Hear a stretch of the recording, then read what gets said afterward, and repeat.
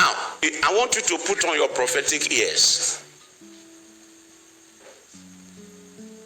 Now,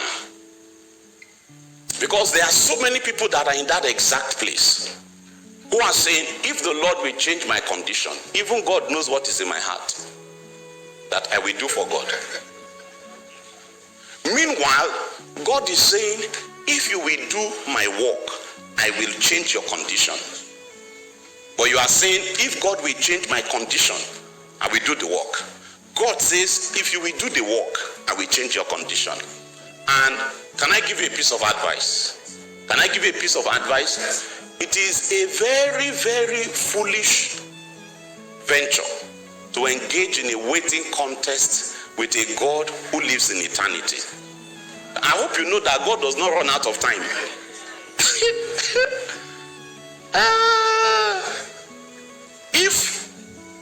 If God is waiting for you and you are waiting for God, can I tell you who should stop waiting?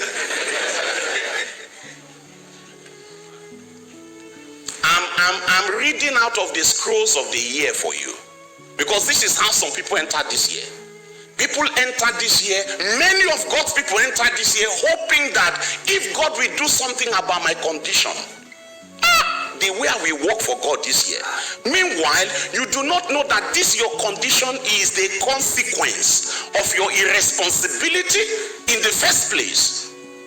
So what you think is a cause, it's not a cause, it's a consequence. You're not doing the work of God, it's not the result of your condition. Your condition is a result of your not doing the work of the Lord. So that everyone that is under the sound of my voice, I'd like for you to know that this year is a year to walk. And it is a year when somebody needs to stop waiting, because there are two people waiting. God is waiting and people are waiting for God. And I have said to you in that my little advice that it does not make sense for you to engage in a waiting contest with a God whose frame of reference is eternity. God has eternity to wait. You don't even have time to wait, because you will die before time is over. So as many as have been laid back, I came to sound an alarm on God's holy mountain. Woe to them that are at ease in Zion. This is not that year.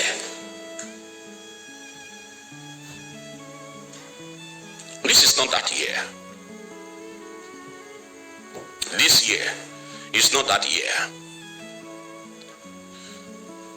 So he says, you wonder that many of you are sick.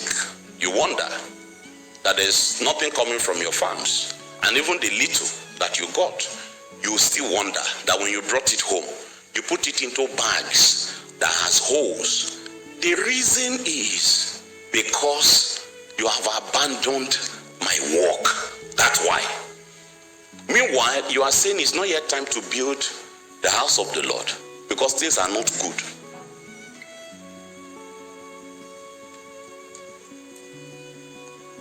So it was into this context that Haggai was sponsored by Yahweh, because God wanted to help his people, to deliver them from the burden of their misunderstanding and their ignorance. Because as far as they were concerned, they sat on a high horse that said, even God cannot expect us to be up and about in this condition. What kind of a God would he be?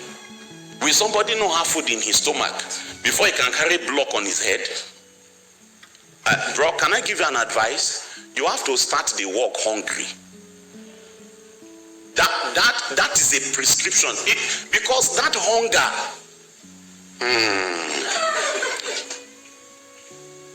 the only person that can change your condition is the person that is behind the hunger.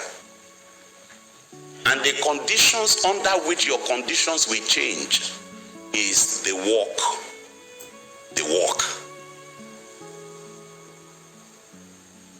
So those of you that have been postponing engagement,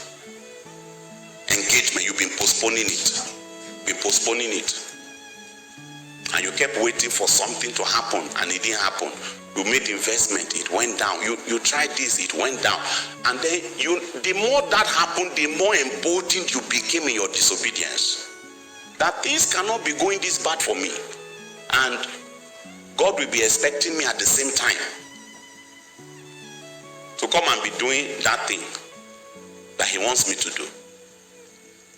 Without Haggai, that was the perspective they sustained. It was Haggai that came and brought the word of the Lord on the first day of the 6th month and said to them, your situation is a bad situation, because the God you are waiting to change your condition is waiting for you to change your attitude.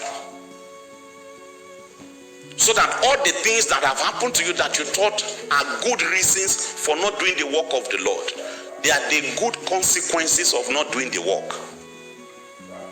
They are consequences of not working. They are not the reasons for not working, which means your not working came before your adversity. The adversity didn't come before your not working. You stopped working. That was why things stopped working.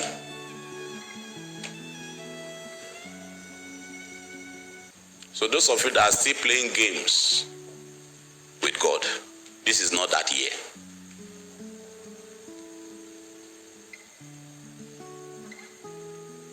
It's not that year. And we are going to see why in a little while. So Haggai brings this prophecy on the first day of the 6th month. And eventually, the people, they decided to say, okay, I'm going to get this thing done. All right? When verse 13 of Haggai chapter 1, then spake Haggai the Lord's messenger and the Lord's message.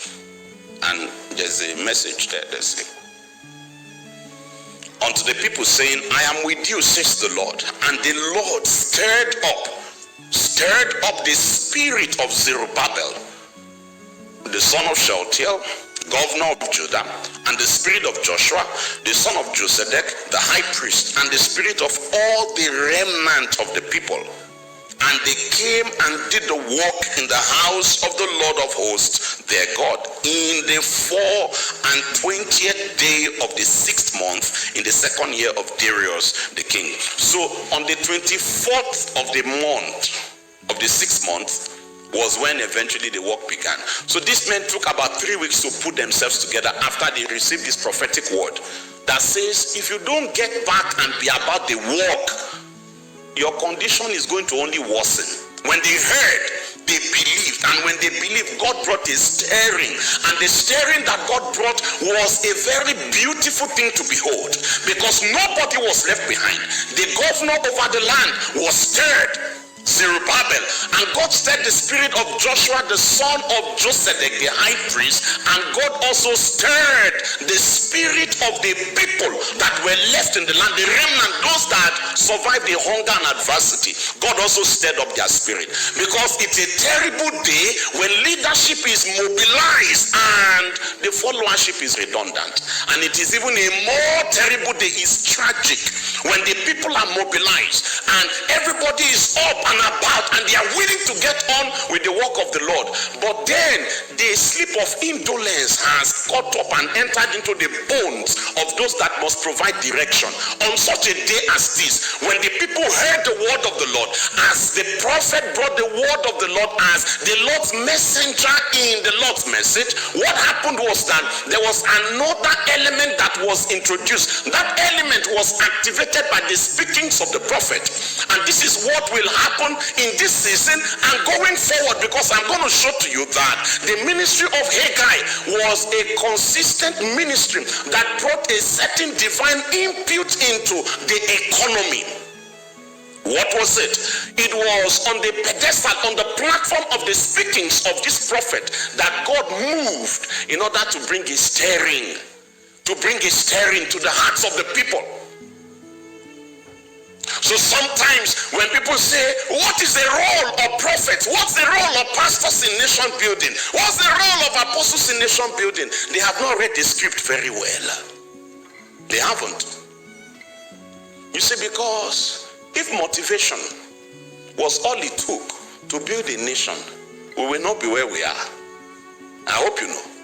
There is a spirit that must come upon the people, and there is a voice that becomes the opener of the aperture of the spirit. It is the voice of the messenger of the Lord in the Lord's message, so that if your heart is truly attuned in the course of this weekend, you are going to be receiving mobilization out of heaven that enables you to uniquely do the thing for which the Lord is customized you and sent you into the earth at such a time as this. The words of prophecy, they don't only come to inform. God uses them as platforms upon which he rides to activate.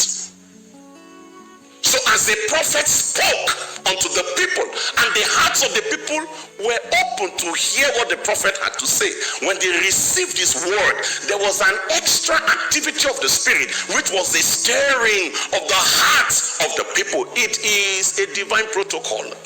So when somebody says, what do prophets do? How do they act to?